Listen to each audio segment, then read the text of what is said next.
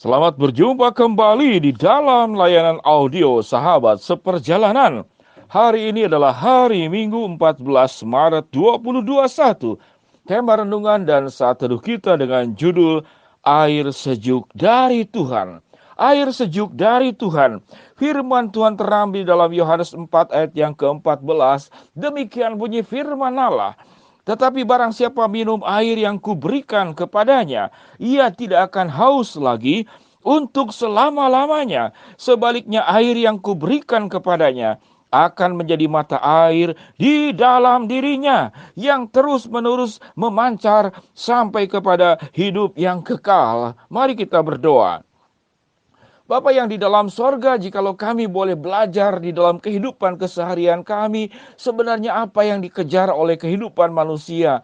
Ya Tuhan, Engkau sudah memberikan kepada kami sebuah pemahaman bahwa tatkala kami dekat dengan Allah, sekalipun hidup kami di tengah-tengah dunia yang gersang dan kering ini, kami tetap akan menerima aliran air hidup yang firman-Mu berkata, bahkan air itu akan tetap ada di dalam diri kami dan memancar menjadi mata air yang terus-menerus mengalir sampai kepada hidup yang kekal.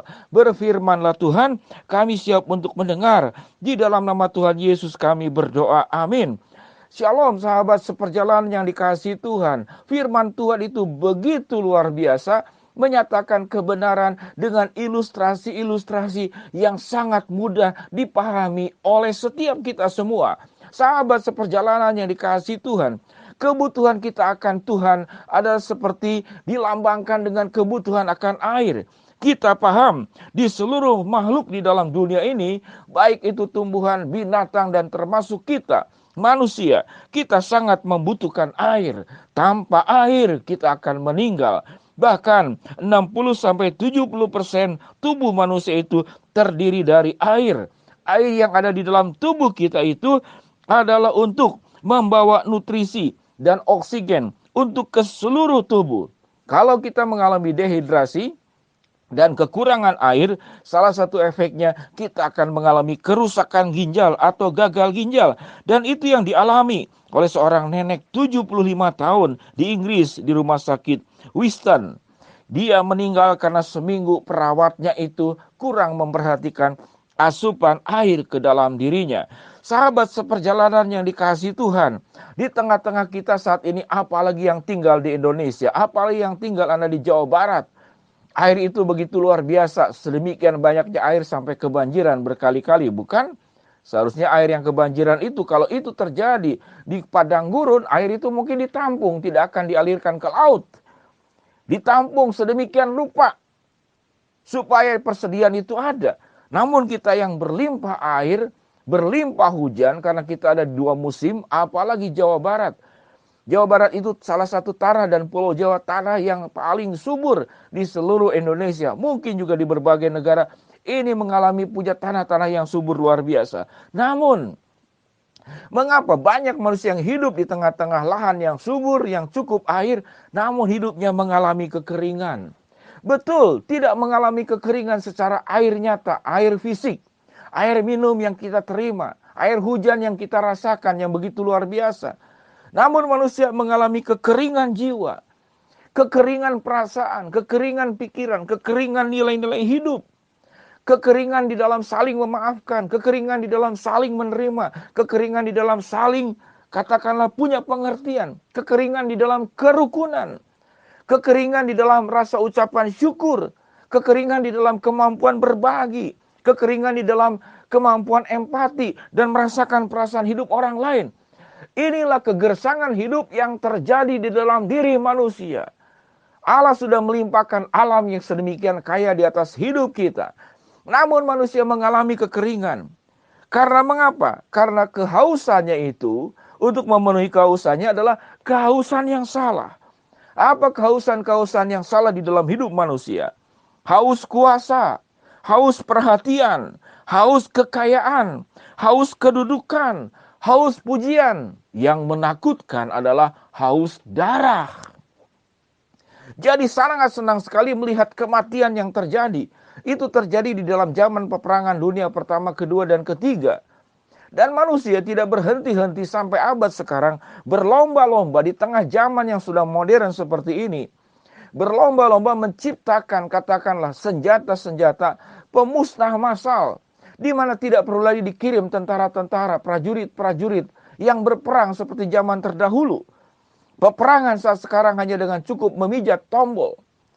Ada berbagai macam bom-bom dan juga alat-alat perang, senjata-senjata perang yang cuma dipijit akan mencapai dari satu negara ke negara yang lain.